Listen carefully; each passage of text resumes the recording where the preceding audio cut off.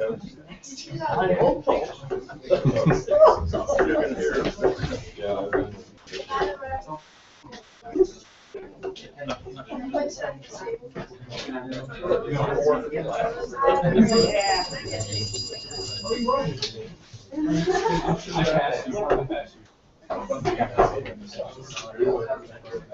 You have that. That is a great thing. The handbook. handbook at the house. We should have one here. You don't? We have a little one. We have a not a little pocket one that would be easy to carry. Well, that makes better sense. We had a pocket one, it'd be like that big. I know, and it's full of. I know you haven't memorized.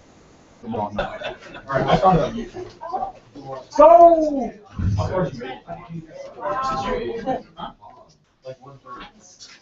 Okay, before we get started, I'll have on the door tomorrow, well, we're not meeting tomorrow, but Friday, where we're going to be. We will be in a lab. Sound good? An experimental lab. Okay, so we told you about them. We, as a the royal we, obviously. And these are Mr. Long's parents, Jesse and Ruth Long, and they're here to talk about the celestial bodies and shooting laser beams up into space, right? Isn't that what we talked about? They'll talk about their experience in World War II in that era, so. No question? All right, let's begin. A question. We're ready. A question before we start. Do you know what he was talking about?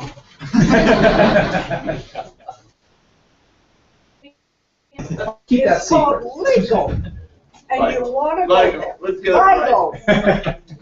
Can't say it. There was an experiment that we saw out in Richland, Washington. They have a setup to measure the amount of gravity waves that come from celestial explosions that happen, stars far away that happen, send out lots of waves of energy. And one of them is the gravity wave, and that's that gravity wave was impacting the Earth. From that information, they could tell quite a bit about that celestial body. The thing is set up so that it has 4 kilometer tunnel this way, 4 kilometer tunnel this way. They run a laser beam to the central point and back, and if that laser beam vibrates or moves up and down, that gives them information. So that's what we saw. What is my understanding of that? Well, 0, but I'm zero. okay, a couple of caveats to begin with. Number one, I have very poor eyes and I don't hear very well. So if you want to get my attention, you make sure you speak loud enough to be heard.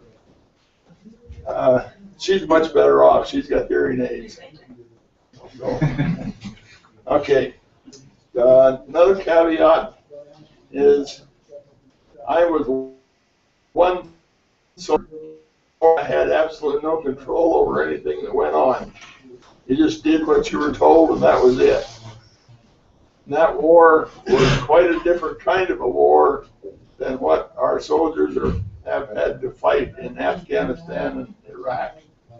So it's a different kind of a ball game entirely when you talk about different kinds of wars. It's probably about like as many differences between World War I to World War II with the kinds of things that we've been doing for the last 10 years. Okay, give you a little bit more information. I was born, graduated from high school 71 years ago. And when I graduated, I was immediately drafted into the service. I went from Laurel to Butte to Fort Douglas, Wyoming, or Fort Douglas, Utah, to Fort Knox, Kentucky. And in Fort Knox, Kentucky is where I did my basic training,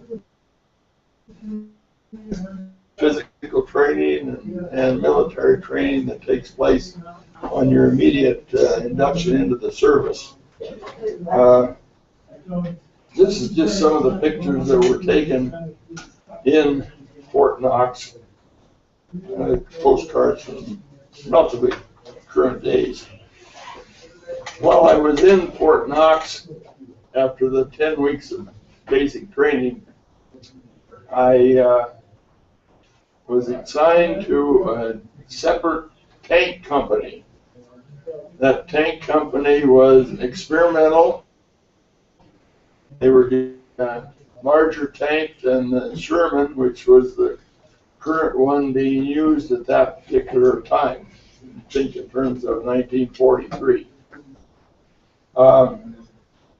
This is features of the tank, and here is some of the schematic diagrams of the tanks themselves.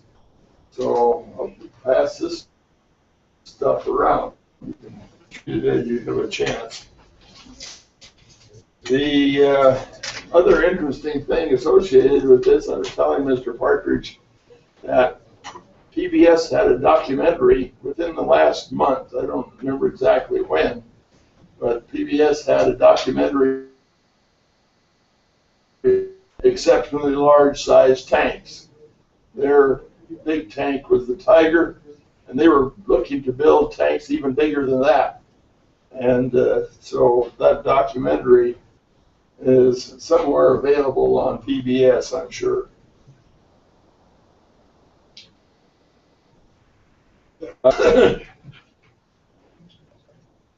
As far as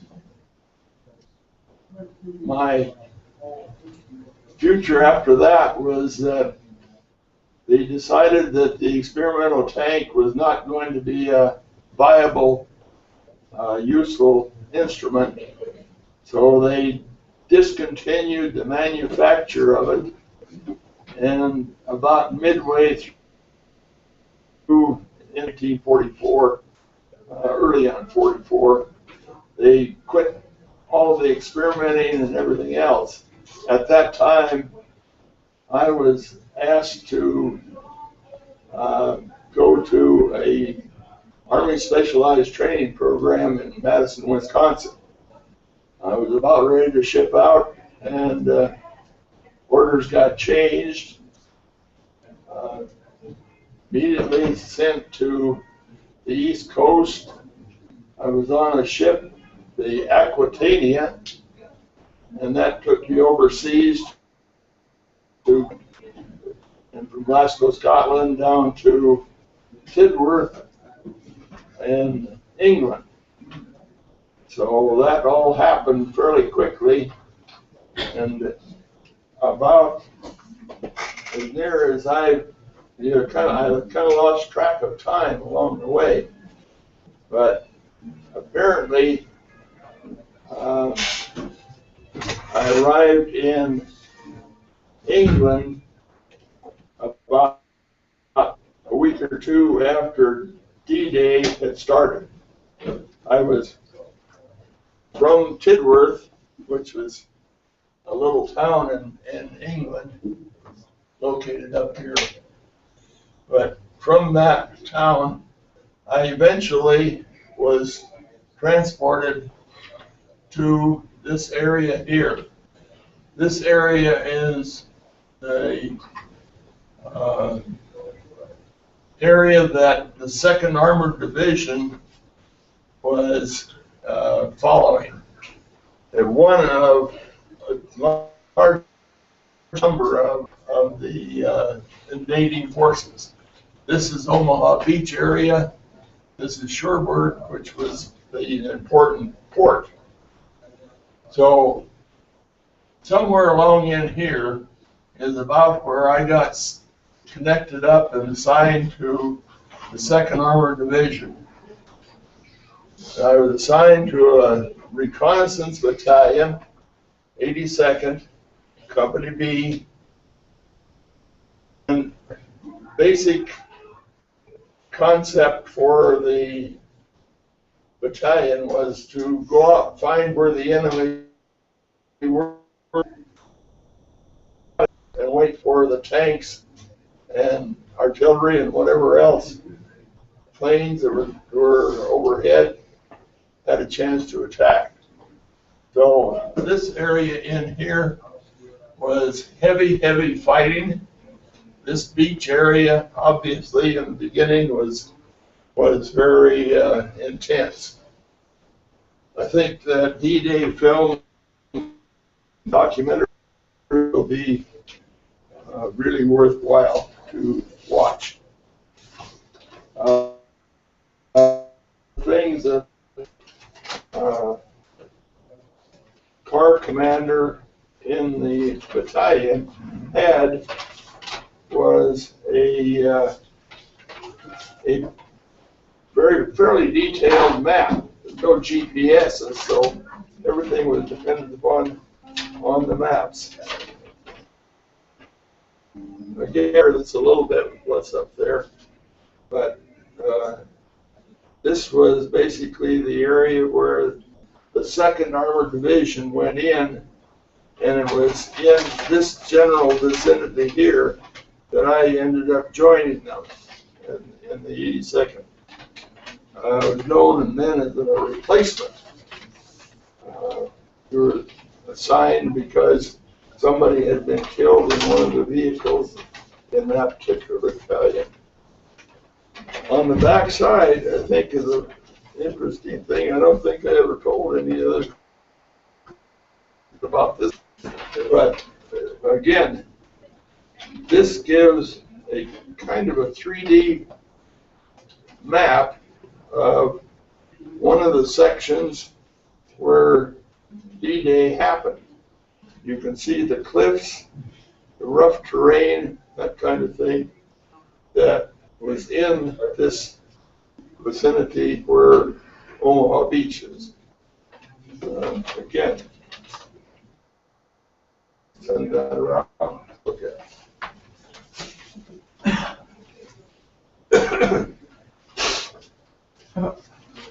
I have a quick question.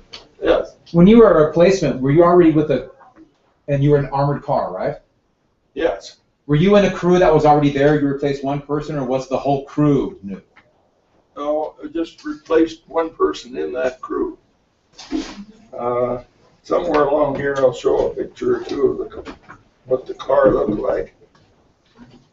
But that the cars that we went into were 6-wheel.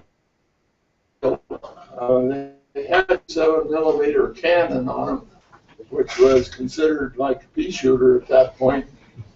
And coaxially with it was a 30mm, 30 caliber machine gun. So you could fire the machine gun separately from the rifle. So this area again in here, all of this area with hedgerows. I don't know if I'm not much of a sketch artist. You got a chalk or something? Get a pen for it.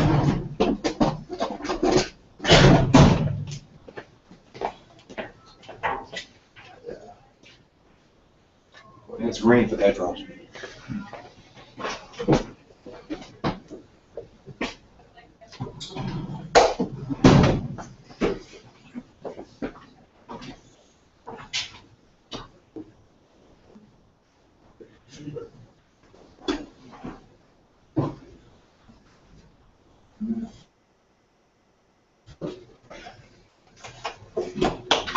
These lines represent the hedgerows, which were oftentimes 15 feet tall. Usually it started out as a stone wall, and over this couple of hundred years, built up these very dense, heavy hedgerows around the small fields. These are like 1, 2, and 3 acre fields, very small, and one opening. Then there'd be a road, and the next hedgerow would have an opening over here. And so these were really very, very impossible to penetrate. You had to go through all the open areas. Well, that immediately made you a prime target, especially any roads that happen to be there. So the intensity of the fighting was really pretty severe in that particular area. One of the things they did with what amounted to a set of cutting prongs to try and cut through some of those hedgerows. And it somewhat worked, but not very well. Once we got past this area here, then from here, basically all the way through this area, it was Germans as anything else. Many prisoners were taken. Some, occasionally you had a small battle, but the Germans were interested in pulling back fairly quickly. They were a little bit more protective of this area because they were trying to protect Paris. That didn't work out well either because they were also eclipsed back on this side. All the way across the whole area, go find out where they are, pull back, wait for the tanks to come up and attack.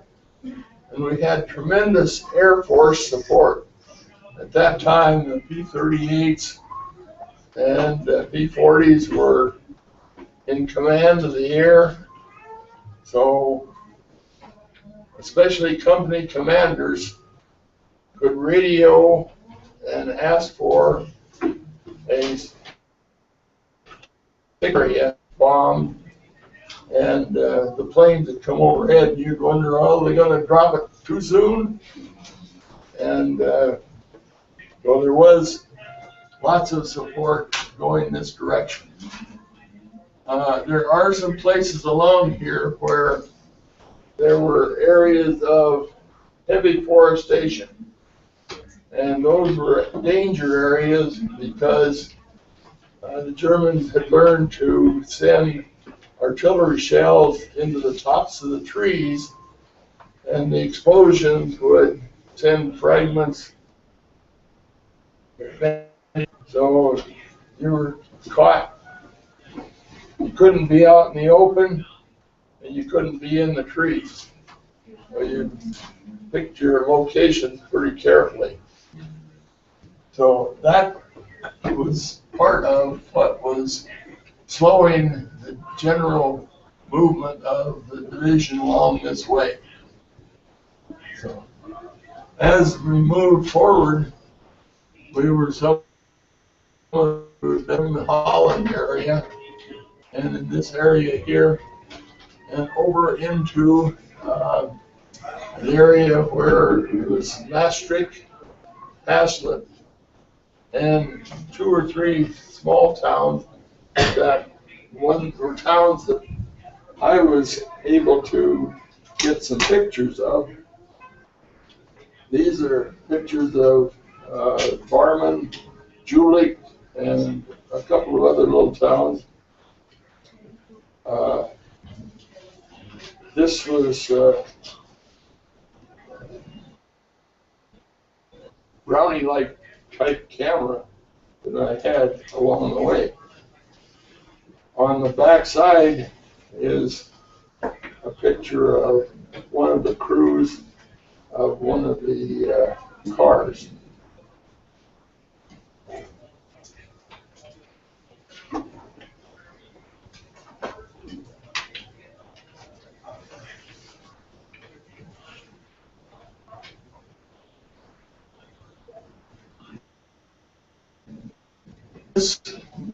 All of this time ran to about into October, November, and at that point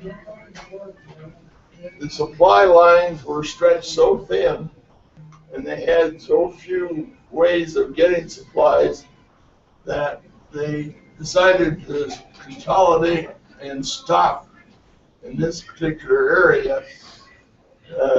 This is in late October into November. So the stall happened here. Trying to transport all the gasoline that was necessary for those tanks along this route when you didn't have any good ports up here. And so it became important to get a couple of ports. And that was certainly did happen. And that consolidation was supposed to be over the winter. Well, a little bit.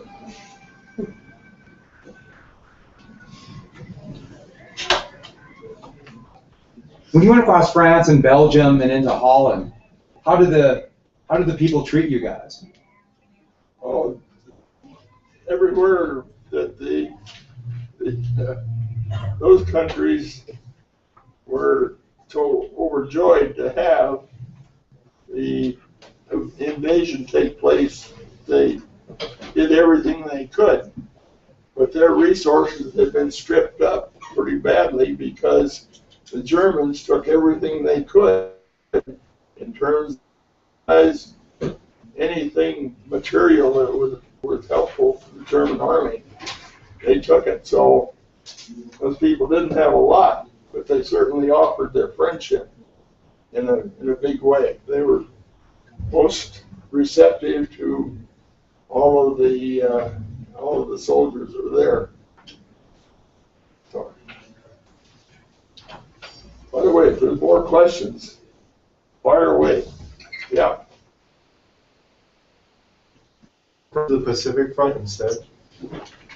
No. I don't know what the Pacific was like, but I think I'd have been happier where I was. I guess I'm not a hot weather person. Yes. Oh, me? Go ahead, Julian. Okay. Did you ever talk or meet with Russian soldiers at all? And what was the relationship between Russia and the rest of the Allies? Jay, could you report the question? Sure. You ever meet Russian soldiers? Yeah, a little later I'll show you some pictures of them. What were they like? How did you interact with each other? At the point when we found the Russians, they were friendly. Byron, you have a question? Oh, she already asked my question. Oh, that's weird. Didn't you get shot once and you had a book and it saved you? Or, I don't know, Mr. Long said that once when I was in class. Your son told the story about when you got wounded. Oh. Well, He didn't run fast enough. We're almost there though, aren't we? So. well, this area here is where we were standing still for a while, and so at that point, let's see if I can find it.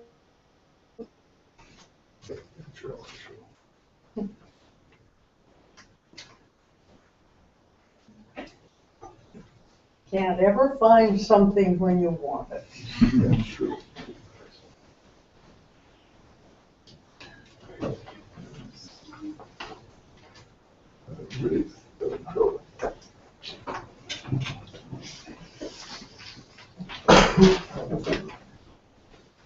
I'm counting your time. This is, I assume, what Gary was talking about. Part of it, yeah.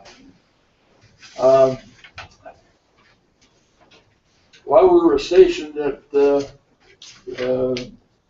Julik in that area, it was next to a river, and it was at that point, because even the Germans said, well, okay, this is a kind of a consolidation area where nobody's going to attack. We're just going to keep probing, seeing what's going on.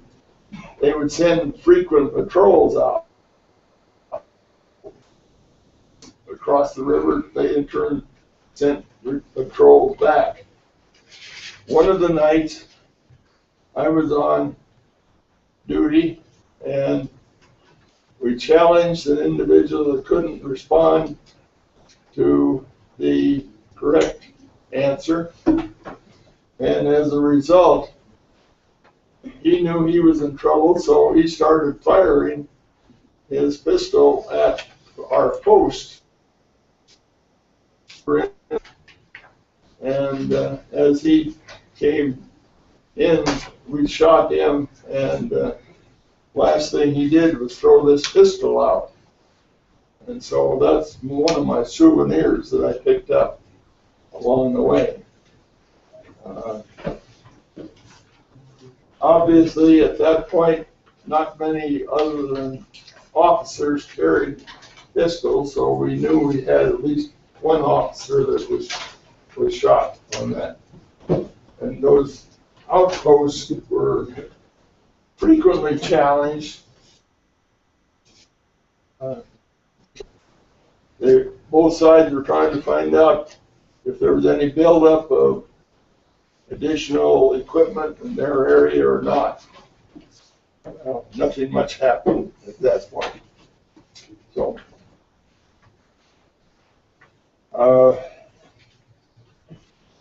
once this period of time here passed, about in December, the Battle of the Bulge started. The Bulge was a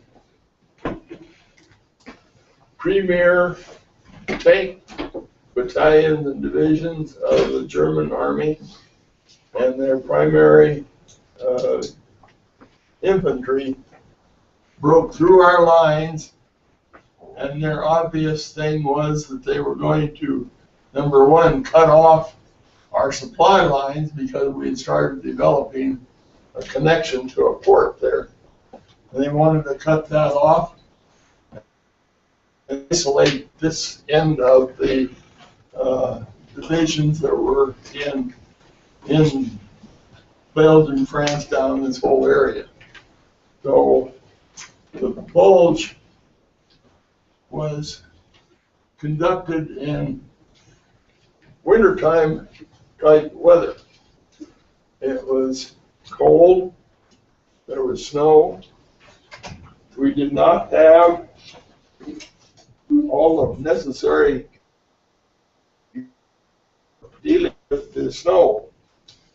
One of the things that we found out in a hurry is that the armored cars were totally useless in more than about 6 inches of snow. And so we were immediately converted into infantry during that time frame. We did have a short break, and I managed to have a few pictures of that time frame, and you can see what the snow was like in that kind of. So as that bulge happened, our division was about roughly 100 miles north of Sells. And so our division went from this area down to here. And again, our tank division was aimed at the 2nd Panzer Division. So we had confrontation of the 88 millimeter German tanks and the U.S. Sherman 76. To give you some idea, this is a cross section of a German 88 millimeter cannon. And these 88 millimeter cannons could blow a hole into the Sherman tank. The 76 millimeter wasn't effective to the Germans. So the way in which the benefits for U.S. Army was we had more of them and we were better at our strategy. I'm not going to pass that around or not. It weighs a ton. So How did you get that? Did you get that? Oh, well, like anything else, after the war was, the Germans were trying to make a little money, and so they sold souvenirs.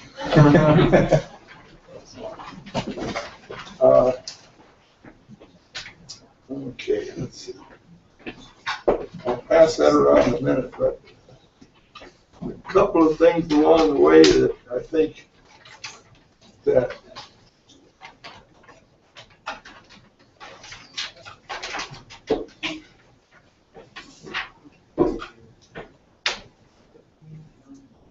this is a set of dog tags. This is what soldier war description of the name, rank, and serial number. And on every set of was always the little can opener. Here's it. And the reason the can opener was important is because all of the time from almost left here, we got settled in up here. We depended upon K rations and C rations. And if you go to the internet, you can find better pictures. But this is one quick look at a K ration. And so that's why it was important for you to have that can opener. It's supposed to have a can opener with it, but they didn't always show up. So you needed to have one handy. It came in 2 or 3 varieties, breakfast, lunch, and dinner. But more than nourishing, that was it. C rations were a little bit better. They had a can of hash in them, so you could sometimes heat that up and make a decent meal out of it.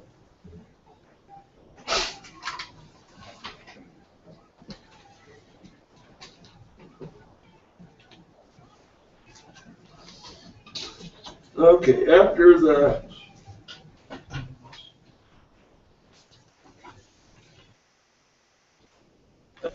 when the Bulge got settled down, our division moved back up into the same area that we had been before, in the Julius Barman, that general area.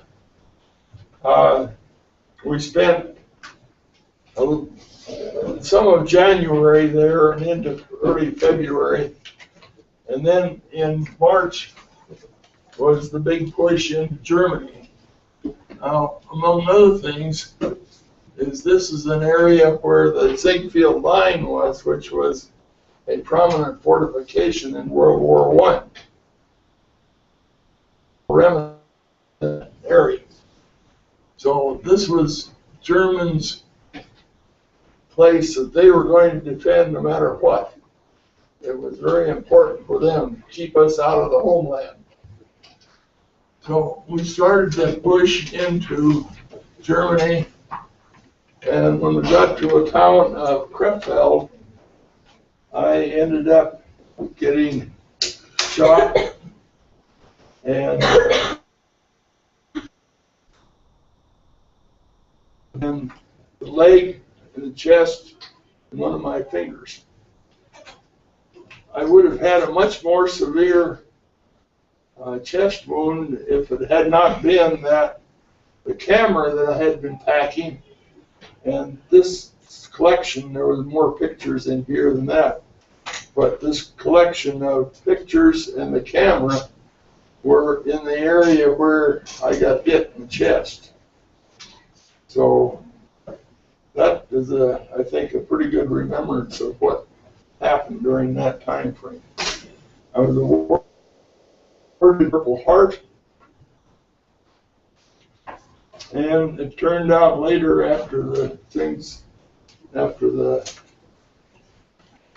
essentially war ended in Europe, they awarded the Bronze Star to me. So, What for? well, I'll pass that around.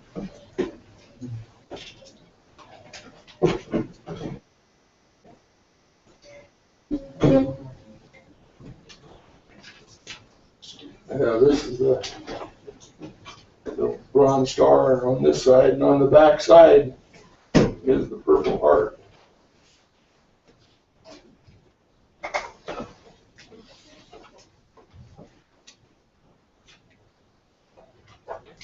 Now, after I was wounded, I was sent from that area over to Paris, and I spent the rest of the war joining my,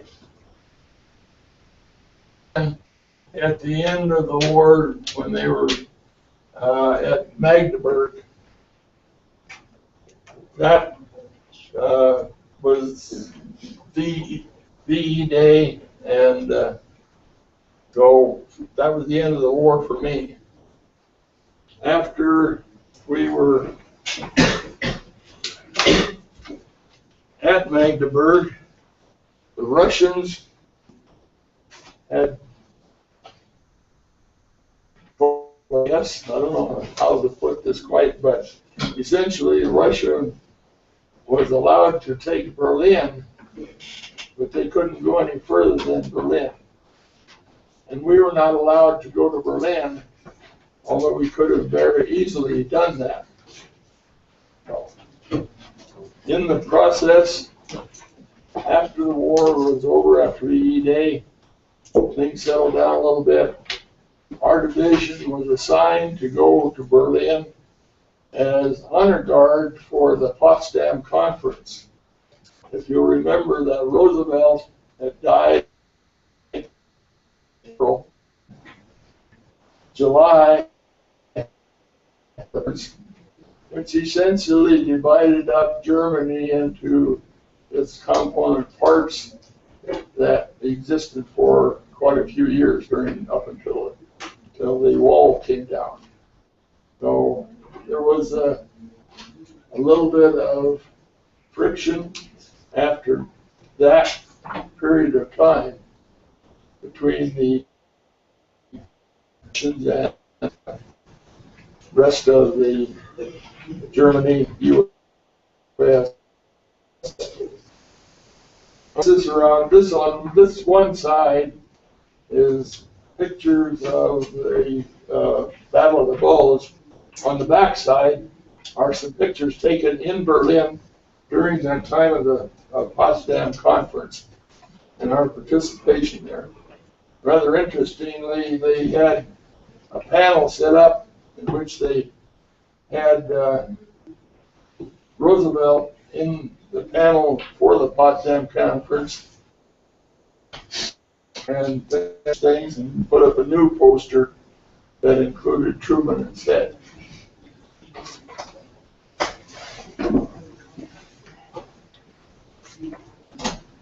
Oh, question. It says you got 2 knives and 2 cameras. What were those like, or was there anything special about them? Did you get any photos out of the cameras? Let's say it again. Your paper says that you got 2 knives and 2 cameras also. Yeah. Did you get any cool photos out of the cameras? So, no. You could only take certain amounts of things home, and I declared those, but I was only allowed to take 1 camera and 1 pistol. And so a friend of mine was supposed to take the other 2 items. Well, he turned out to not to be much of a friend, because I never saw him again. But the camera that I got out of that was with a Zeiss Icon camera, which is a quality German camera. But it gave up the ghost somewhere along the line. Certainly was not anything compared to digital camera, but I did get a camera home. So were there any photos that you could have got from it? No, Where's that? No.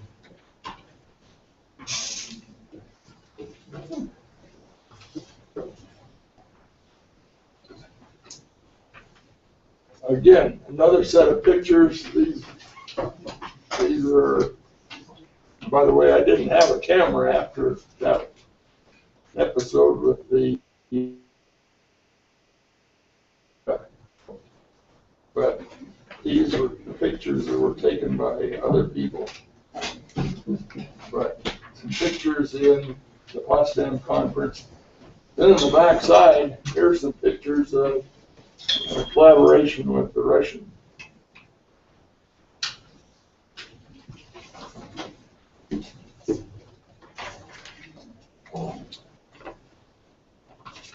And a few souvenir postcards that I picked up. 1936, Hitler was in the Olympics in Berlin, and so I have a picture of that, and another picture or two of some of the German buildings there. This one is the Cologne Cathedral, which was one of the cathedrals that the U.S. Air Force very selectively never bombed it. They did everything they could to avoid bombing it. They bombed the rest of the town, but the cathedral survived quite well. Reichstag, which is their government building.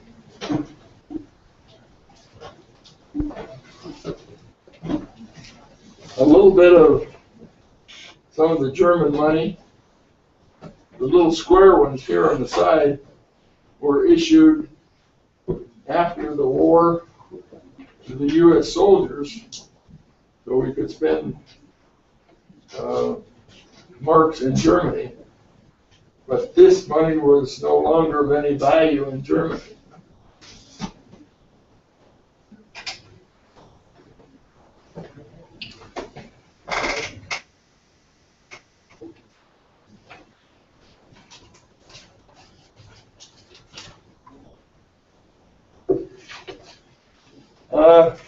One of the things always that everybody wondered was mail from the U.S., obviously. I was an only child, so I certainly asked to do some above and beyond what it should. But anyway, we did have ways of getting mail back and forth. The V-mail was the common one.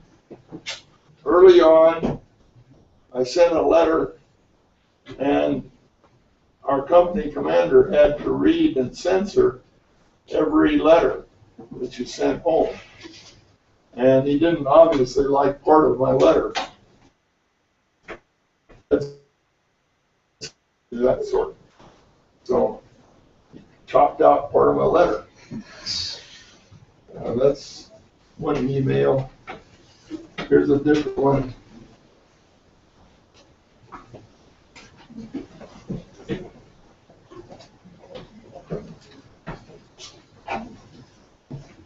This is a publication of the 2nd Armored Division. Tells some of the stories along the way about the division, and some of them are reported in the newspapers in Europe. Information thing. Did you have your parents send you anything? Oh, yeah. Early on, of course, I wanted to have 127 film, so that was the effort there, but I had a difficult time buying film. I happened to like pineapple, and I asked him for pineapple, Well, if you could think about the Pacific, what happened to the supply of pineapples coming in changed considerably during the war. Finding pineapple was a difficult thing for my dad, but he did everything he could to get me some. And of course, obviously, things like candy bars and any kind of sweets, cookies, that kind of thing. So, the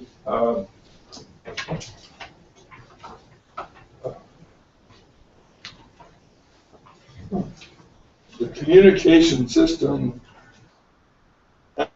supported on putting out newspaper for our particular division. And it does talk about some of the activities that went on after the war, but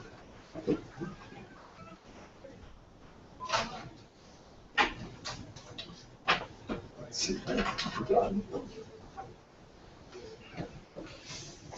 Oh, I guess I probably should talk a little bit about the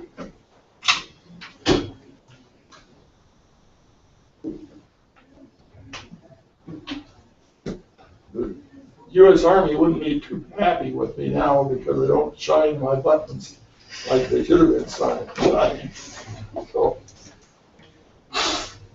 it's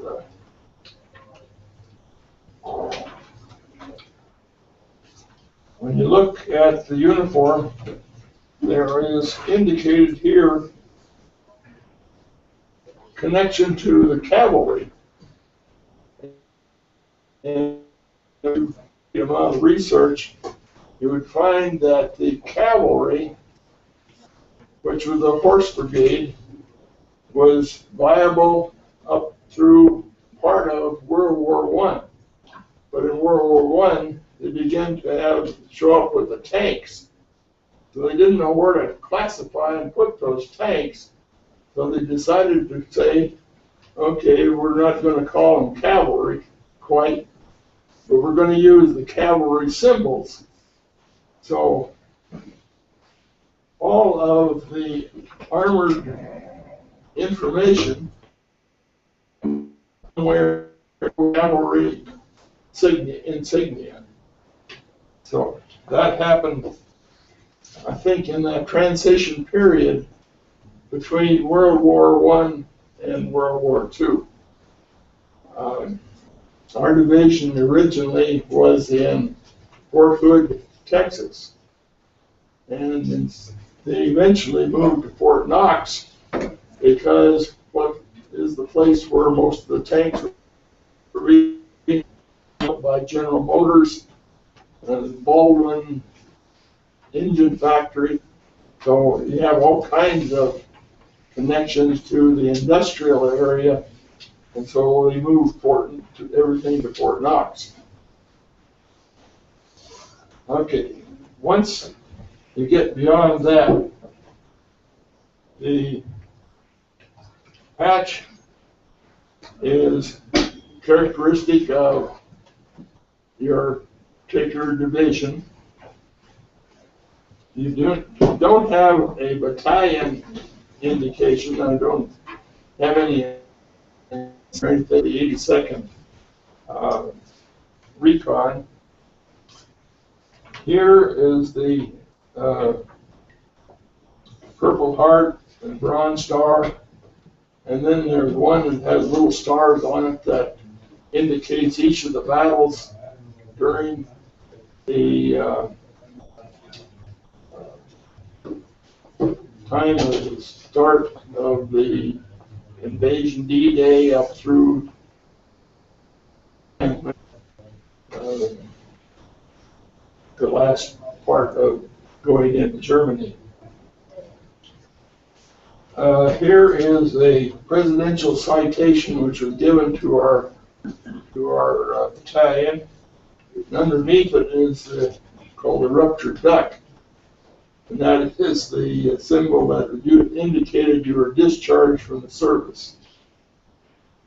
The red cord is a Belgian fourragère, and it was given to our division by the Belgian government for the eventual invasion and takeover of Belgium. It has kind of an interesting sidelight in that this is also a cord that was used by the horse cavalry for tying on the bag of food for their horse. And so it was originally a fodder cord, and instead got converted over to being a board, which I thought was rather interesting. Oh, also, somewhere on here, each one of these bars indicates 6 months overseas. And that was fairly important to everybody, because when it came time to go home, you started adding up the points. The more points you had, the sooner you got to go home. You got points for every month of service that you had. You got points for overseas time you spent. You got points for each award, like the Purple Heart for good conduct. So everybody was always looking to accumulate as many points as they could. I think at the minimum, I remember when I was thinking about trying to get home, at 8 points. I had something like 65 or so. So I knew it was going to be a little while before I got to go home. Well, I finally shipped out, was sent down to Marseille, France, and went on a livery ship back to the U.S. and was discharged on December the 8th, 1945. And almost immediately, I entered and enrolled in Montana State University.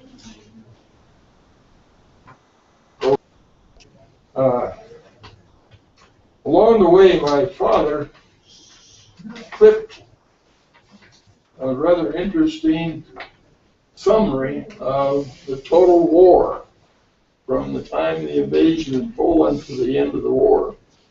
And it has all of the critical dates and that kind of thing on that.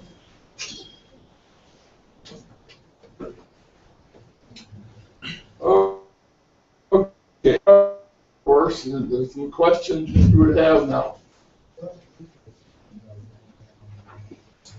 Yes. What was your rank at the end of the war? PFC, private first class.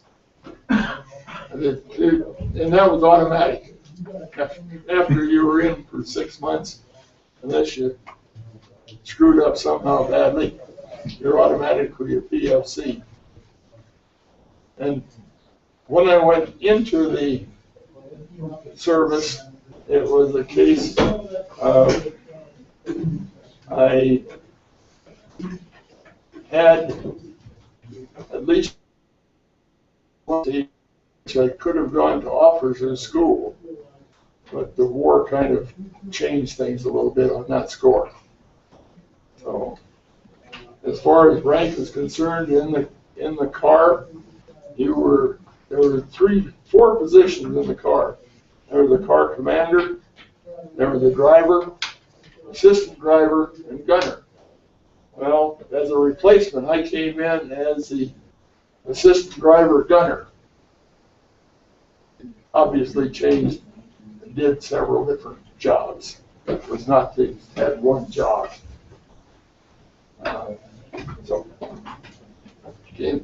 You.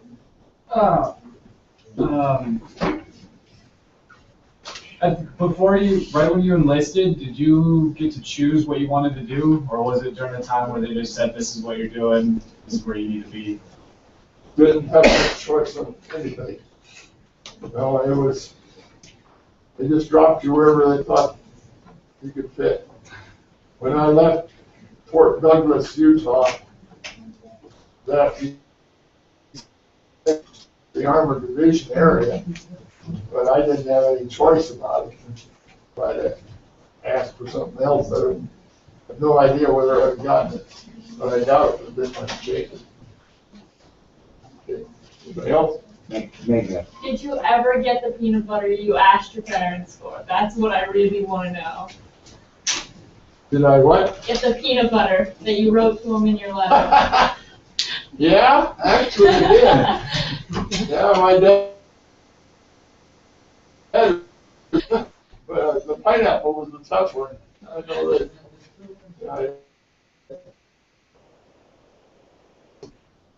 Yeah.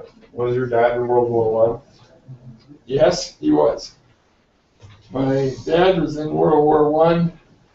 My grandfather was in the Battle of 1890 with the Indians in eastern Montana.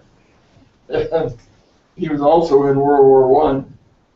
My great-grandfather was in the Civil War, and then we're a warlike.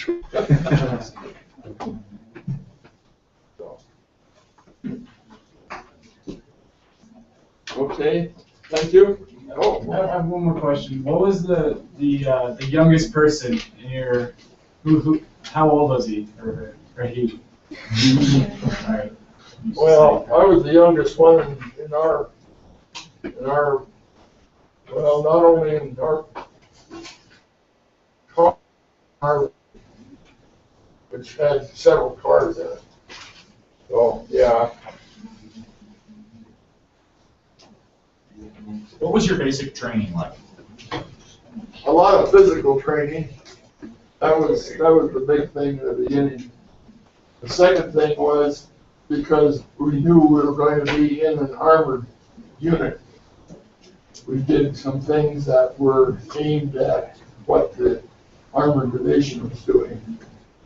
But some of it was just plain, learning how to march, how to salute, training and physical training. And think in terms of, I went in and during the middle of the summer in Louisville, Kentucky, and the temperature there was pretty warm. And I was not used to that kind of stuff. So I have been glad not to go to the Pacific. Yes. Did you meet any British soldiers over there? No, we didn't ever contact British.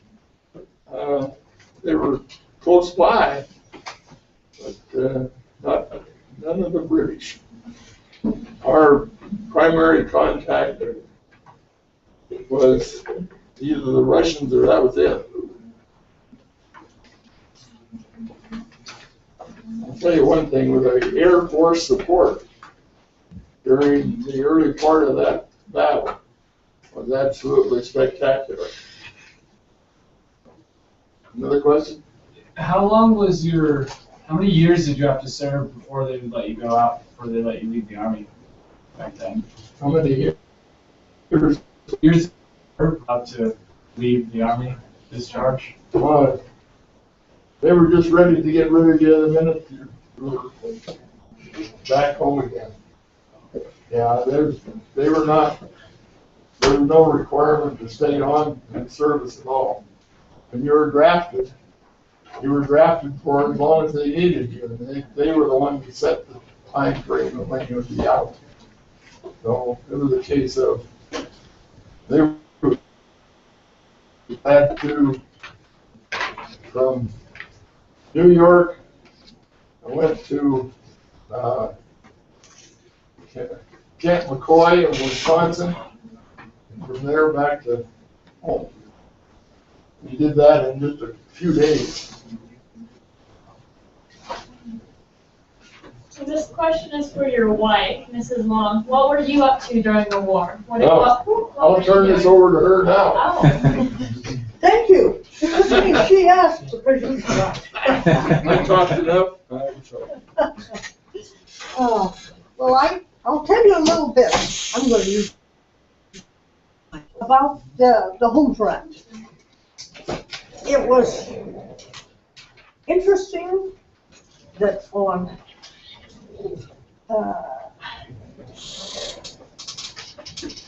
oh heavens, senior moment. First of all, my name was Ruth Crosby. In 1941, I was 14, and I lived in Missoula, Montana. So we lived near the school, now Hellgate. On December 7th, we were at home, and we had company from Kalispell, cousins and aunts and uncles, and a friend of mine and I were in the bedroom doing our homework. My father came in and he said, "You gotta come out and see what's happening." So we went out. Wasn't TV, it was the radio, and they were telling about bombing of Pearl Harbor. So that was the beginning of it for the people on the home front. It wasn't quite the beginning of the war. There was a man from Montana, and his name was Burton K. Wheeler. I should have asked if anybody knew who it was. Oh well. Burton K. Wheeler blabbed about the victory program before it was supposed to go on. So President Roosevelt and the U.S. War Department, Henry Stimson, were not pleased with him.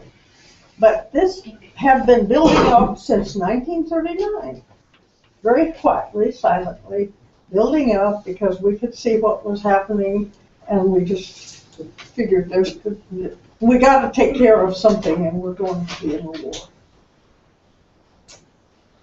Well, after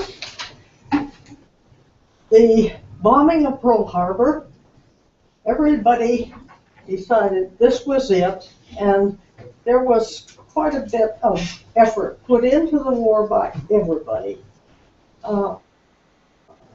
Into an internment camp, Italians first, then Japanese, and later Germans. The bad news from the Pacific really got everybody's attention. And there were local defense plans for Air Force bases, bridges, dams, refineries, anything that would make a difference if it were bombed.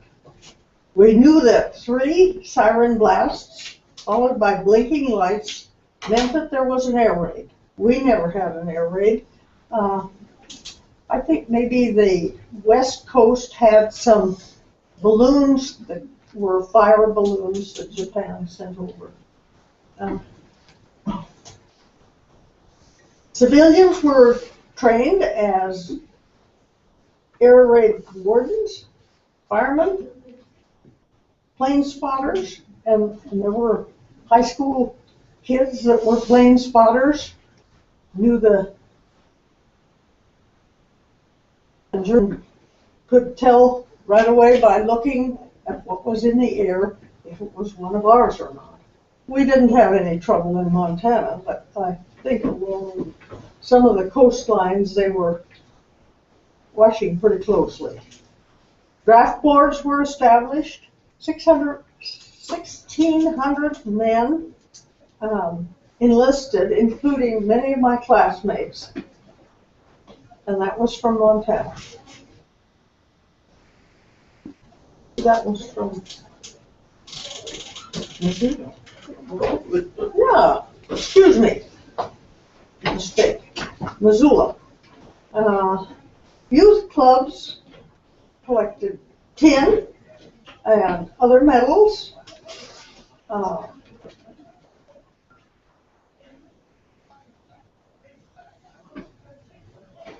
And I helped with bandages, wrapping and rolling bandages and other things that they needed in the Red Cross.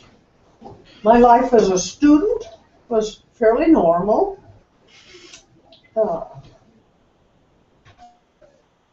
After school, the gym was a place that we could meet and have fun. We had tournaments, badminton and basketball, and we did play with boys in one basketball game, but they had to play by our rules, which meant that forwards could not cross the center line and the guards could not center. So it was a little confusing for the boys, but the girls understood. The girls were too dainty for the boys. I'm glad you've disproven that since then. Okay. Oh, something else you might find interesting is the prices. Prices were a lot different then than they are now, partly because of inflation and the change of money. Milk was 14 cents a quart, eggs were 30 cents a dozen, hamburger 23 cents a pound, Camel's 25 cents, and you could have a Coke for a nickel. And if you were a stamp collector, first class stamps were 2 cents. Okay, the federal government finally put price control on rent, clothing, food. And why was everything so hard to get? Because it was being shipped off and our army. A slogan, and I like this one: use it up, wear it out, make it do or do without. So if you needed a new pair of overshoes, you had to turn in the old pair because the rubber was used. And then you might get a new pair of overshoes. People walked and biked to make 3 gallons of gas a week go further.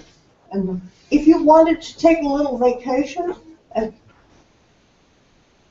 where my father loved to go and fish, you really had to save your gas stamps. And you could drive 35 miles an hour because that was the speed that would conserve gas. Okay, let's talk about rationing. Yeah. Oh, before I go on with that, I was in the first grade in 1932. Eighth grade in 41. And I was a kid looking shy in the front row. And I think about the same place in me. Okay. And the little girl next to me, I got to tell you her story. We had, we called it the flats. It was the place where the kids went and played baseball and ran their little bikes around on trails and things. Well, one day there was an Indian lady came along, and she had her horse and a travel light. You know what a travel light is. Okay. And she had a load of stuff on the travel light, and she set up her camp. And she had a little girl with her. And that girl's name was Mamie, and she ended up my best friend. And I got to go in the TV. And it was as clean and beautiful as could be. But it was this woman's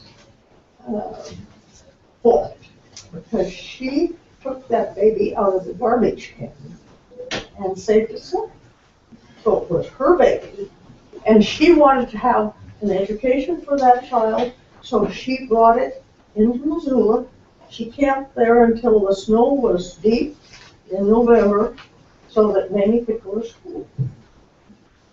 Incidentally, during that period, there were other people that were in just as bad a straits. They were coming out of the Dakotas because there was a lot of dry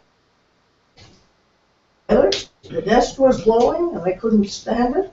They came and camped a little further out in tents. And lots of people camped in tents. And some people were nice enough to let them stay in their garages. They stayed in garages. One family had 7 children and stayed in a garage. We don't know what bad times are, really, as compared with those days. Anyhow, that gives you a little bit of a flavor of before the war.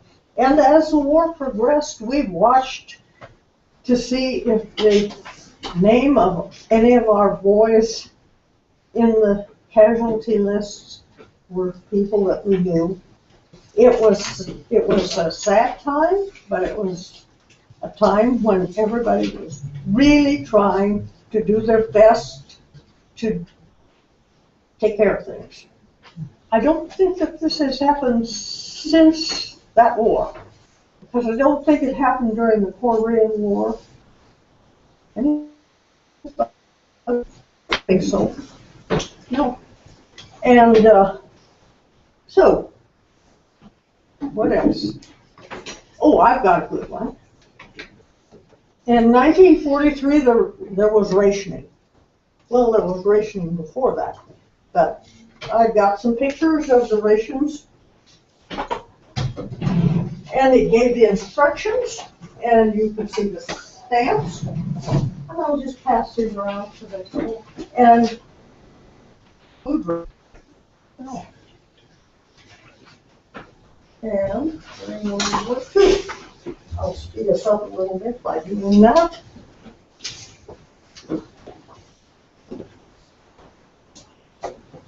Well, here's a, yes, and the book number 3 was the last book that came out. And you got 3.5 pounds of frozen veggies, or 2 scarce cans of pineapple for one allotment, which was 48 points.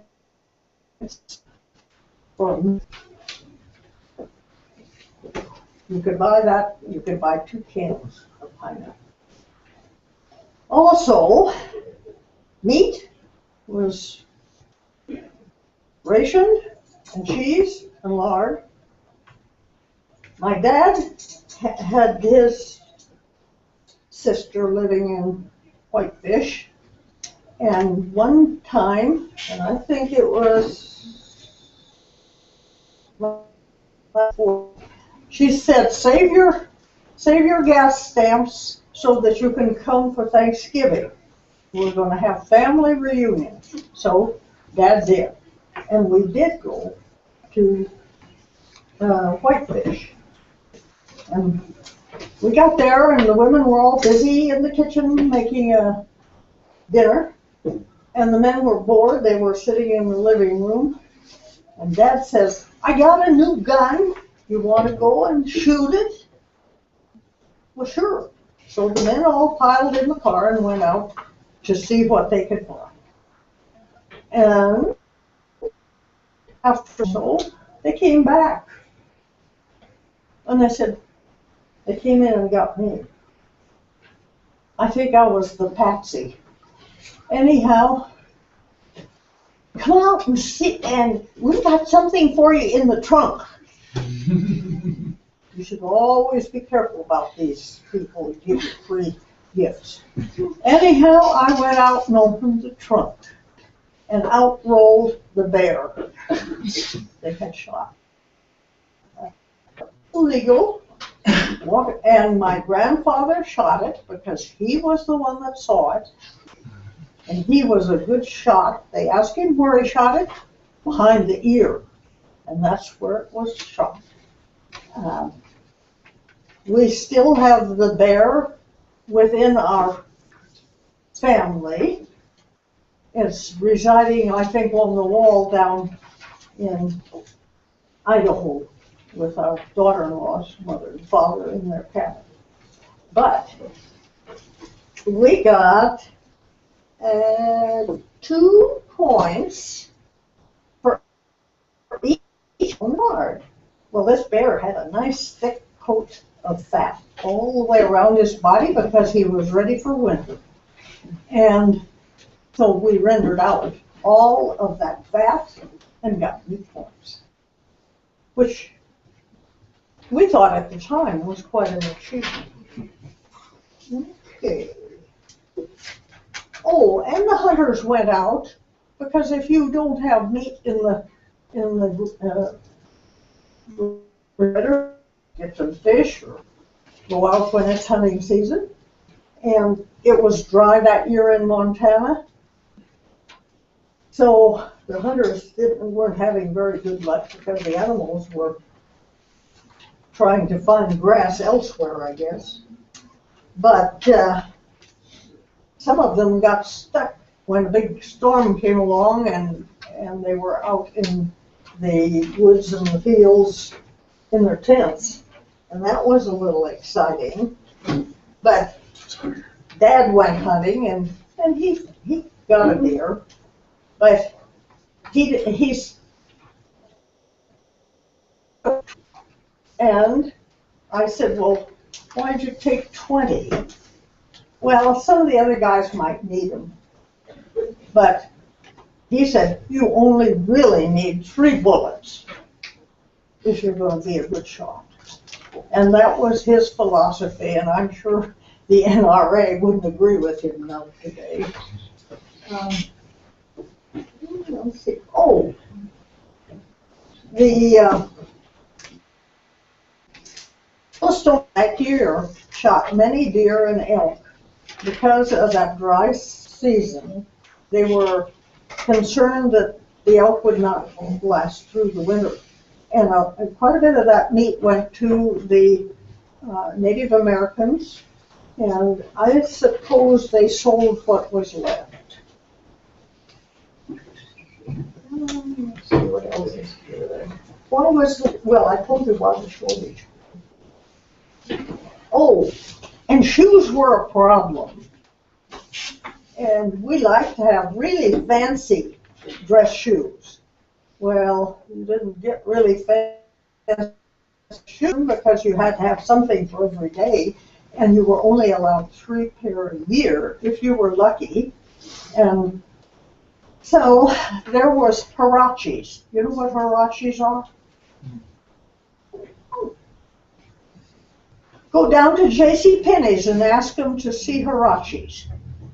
They've got some. I was totally amazed the other day. Here was huaraches.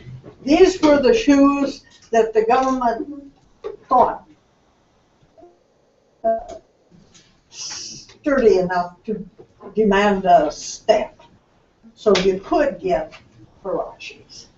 And I think that everybody had a pair of huaraches at one time or another. Okay, let's see what else we got here. I see a lot of good posters around the walls. Are you a collector? No, a little bit. Yeah. And there's quite a few of them from World War II. A few. We had changes for women, and at first there was a little reticence to allow the women to change, but when all the guys are gone to the war, or a lot of them, and we need attendants at the service station, or somebody to take care of the books for the bookkeeper that's gone, or the farmer that can't find somebody on the farm. So women took the place of these men. And some of the families, my family in particular, thought that was not a feminine thing to do. But as the war progressed, they got the idea that maybe it was Okay. Let's see. What did we do for entertainment? High school kids? You didn't have to have something to do. Well, we had movies, and we thought that was great. Nowadays, TV would have replaced that. Myrtle Roy and George.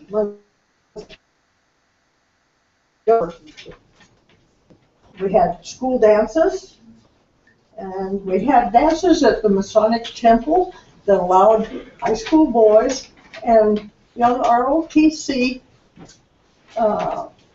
soldiers to come in and dance, and we thought that was fun. We had athletics in the gym, and I told you about that. Missoula County High School gym, and I don't know how this happened, but it was sometime during the war, and the girls got the old boys' gym, and we thought we had died and gone to heaven, because that was something that we really wanted, and wanted the boys out so we could have the choice of any time we wanted to do something. So that happened. Let's see, there was a recreational center downtown, and this was sponsored by some of the parents, and we had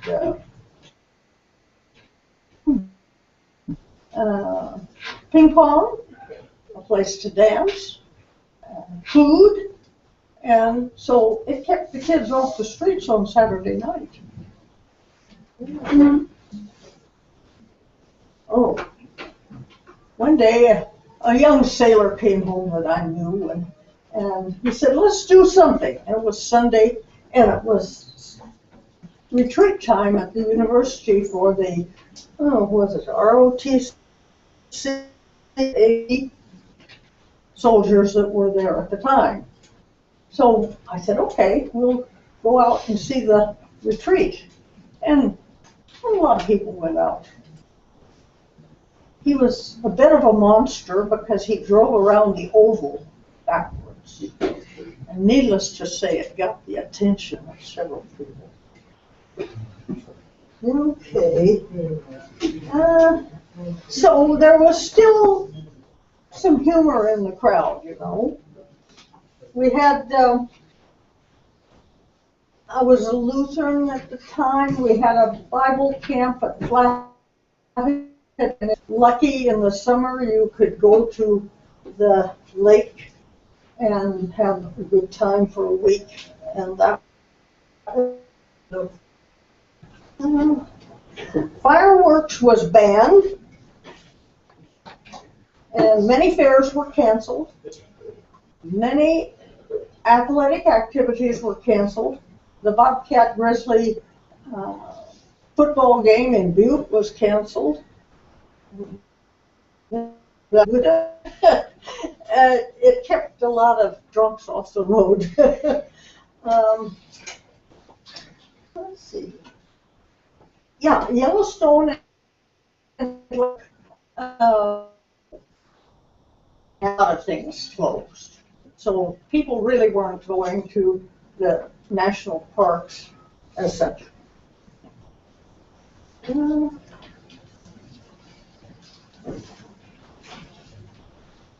Oh, my grandmother got cancer. So my mother and I had to take her to Spokane to a doctor. And we got put on a train coach that had been sitting in the yard for apparently years because it was filthy. But they hooked it on to the back end of a troop train. So we got going, and then these armed forces people were getting a little seeing who was on this back coach. And my grandmother was a character. A little sailor came along, and he looked kind of lost. And Grandma says, sit down. and it would have been next to me. So he did, and we visited and had a good time, and my mother, who was pretty strict, was glaring. But it was one of those little episodes that happened. Let's see, there were 3 war bond drives that brought famous people to Montana. They had and sponsored basketball, football, whatever, baseball games, and parties and shows. So it was interesting to see that Montanans bought more bonds in 3 drives than any other state. And there were 15,000 Americans killed in action by June 93. From Montana, Question here. I think. Did you know anyone who was against the war during the time? There were conscientious objectors. And that's good. I got acquainted with people that were conscientious objectors. Yeah. And I can't say that they were wrong. In fact, my attitude towards war right now is that it's ridiculous, that we should learn to get along with each other and value other folks' opinions. But we can't see wrongs committed. So I think that's probably my attitude now. And maybe that's a good way to. You only got a few minutes, so yeah, if there's any more So- questions.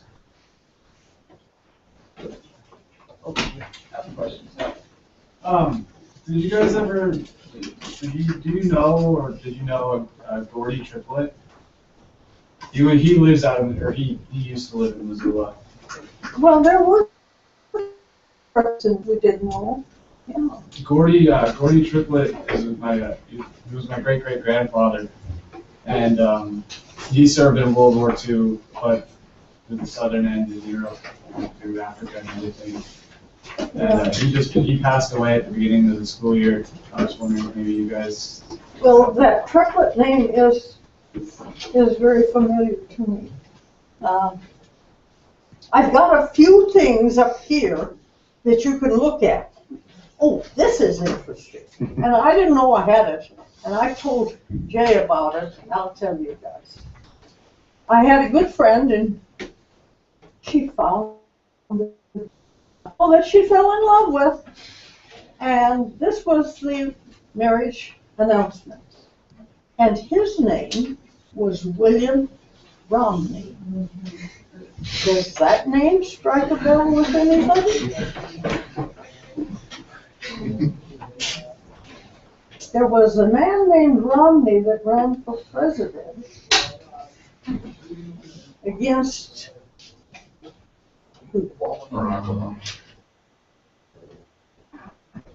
How could we forget the people who lose?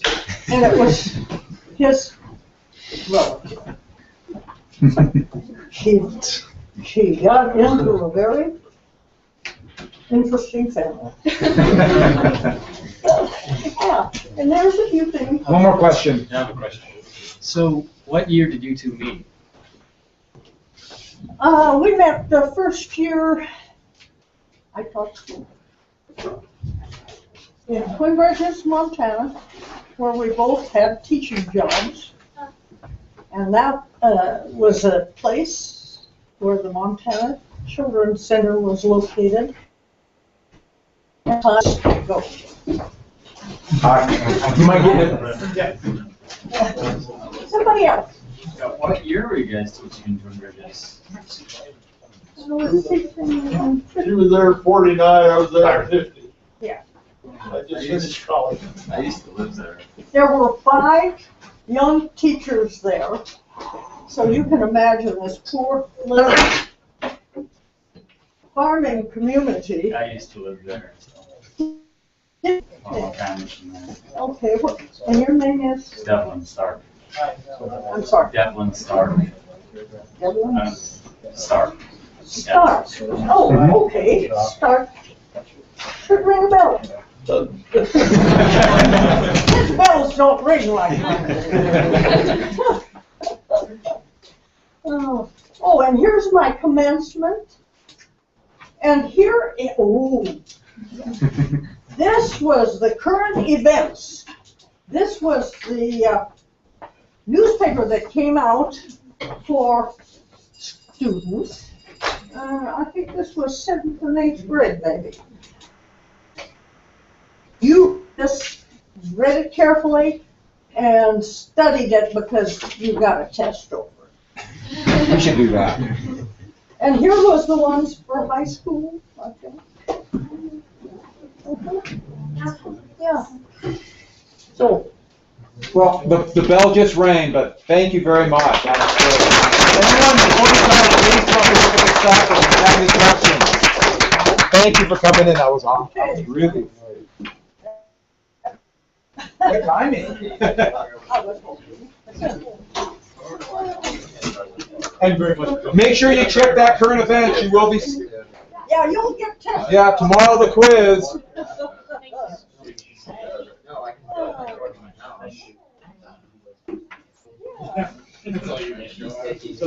Oh yeah, the nylon. Draw on your nylon. Oh, yeah. Is that something? No. No. My great grandpa, his older brother at the time represents Tongan in I was with the second chapter at 6.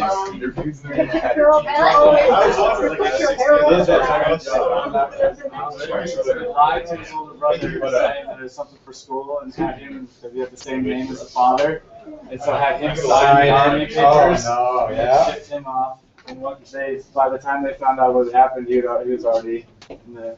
Oh my goodness. And you must have been 42, probably? Yeah. Because I didn't volunteer at 42. Oh, really? Yeah, so. Yeah, I forgot to tell 2 different things. One of them, they had that big sky honor flight thing. Oh, yeah. I passed up going on that because he had been there since education on 2004. So I said, well, let somebody else go over these two. So that was something I think that really like aware of. There was a good picture of one of the dedication. Oh, that was it. I saw that it was a modern one. Let me get those pictures. They're wearing black berets. That's not 1945. Yeah. One of those articles that's about, oh God, 3 soldiers dead from bad liquor and 2 blinded from. It was funny. When we did the funeral for my great grandpa, it was to the army. It was 96, but everybody else here is 94. Wow, that's He's a great guy. We did a bit of that. Parents were tough to do. 94 went down to 6.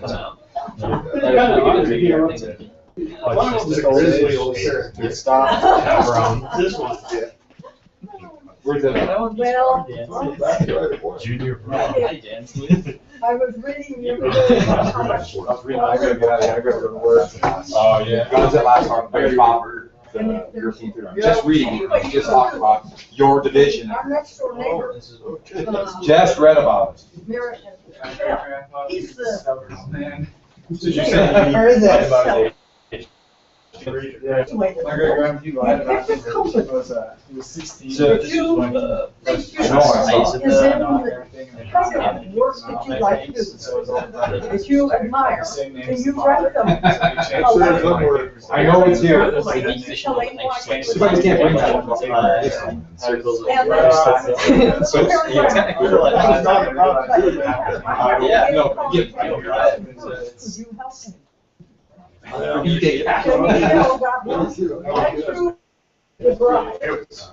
Maybe I set it over here.